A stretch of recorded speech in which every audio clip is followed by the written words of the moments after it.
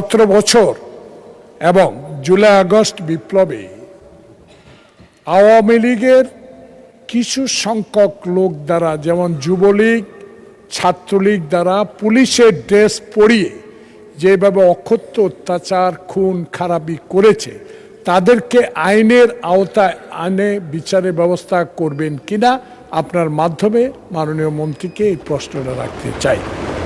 34, 35 Sunbit 1 চামচে 30+ বাসন পরিষ্কার। মাননীয় মন্ত্রী মহোদয়। মাননীয় স্পিকার, আপনাকে ধন্যবাদ। এই প্রশ্নের কিছু উত্তর মনে হয় আমি বিগত উত্তরের মধ্যে দিয়ে দিয়েছি।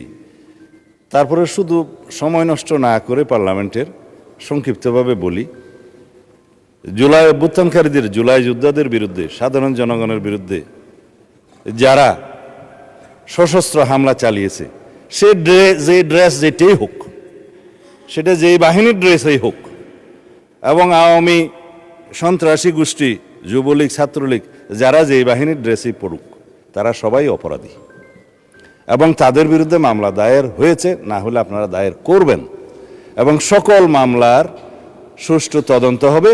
বিচার করার দায়িত্ব বিচার বিভাগে, জুডিশিয়ারির বিচার হবে ইনশাআল্লাহ। 34, 35 সানবিট 1 চামচে 30+ বাসন পরিষ্কার।